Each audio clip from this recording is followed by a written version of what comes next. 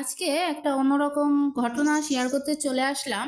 তখন টাইমটা হচ্ছে দুপুরবেলা। আমি রান্নাবান্না শেষ করে হাঁটাহাঁটি করছিলাম রান্নাঘরের পাশ দিয়ে। তো আমার ঘরের পাশে একটা বাঁশঝাড় আছে।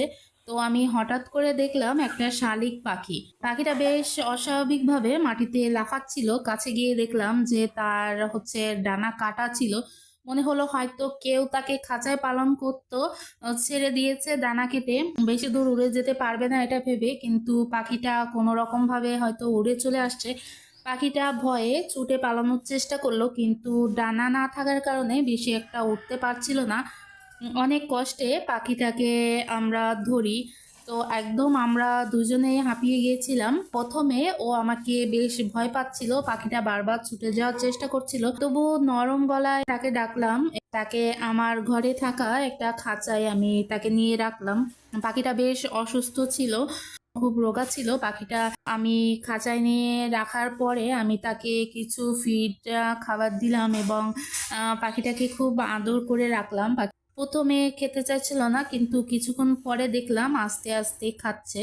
রাতে আমি খাঁচার কাপড় দিয়ে ঢেকে দিলাম, যেহেতু আমি বারান্দায় রেখেছি এবং শীতকাল, প্রচন্ড ঠান্ডায় ওর কষ্ট হতে পারে।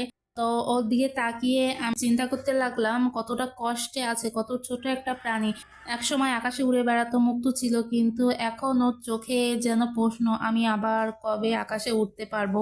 পরদিন সকালে দেখলাম ও সুস্থ আছে এবং দেখে খুব ভয় পাচ্ছে, উড়াউড়ি করছে, উড়ে যাওয়ার চেষ্টা করছে। তো মনে হলো ও ধীরে ধীরে মানিয়ে নিচ্ছে। আমি প্রথম দিন পাখিটার খুব যত্ন করলাম এবং আশা করছি ওর ডানা ঠিক হয়ে গেলে ওকে আমরা আবার ছেড়ে দেবো। আর এর মধ্যে কেউ যদি খুঁজতে খুঁজতে চলে আসে, তো তার কাছে আমরা পাখিটা ফিরিয়ে দেব। তো আমি এখন আমার পাখিটার নাম রেখেছি আশা, কারণ ও আমাকে শিখিয়েছে জীবনে প্রতিটি মুহূর্তে আশা নিয়ে কিভাবে বাঁচতে হয়। তো আমি আসলে জানি না এটা কি পাখি, এই পাখিটা কথা বলে কি না। তো আপনারা যদি জানেন এটা কি ধরনের শালিক পাখি, এই পাখি কথা বলে কিনা, তাহলে আমাকে অবশ্যই কমেন্টে জানাতে ভুলবেন না। তো আজকে আমার ভিডিওটি এ পর্যন্ত। সবাই ভালো থাকবেন, সুস্থ থাকবেন। আল্লাহ হাফেজ।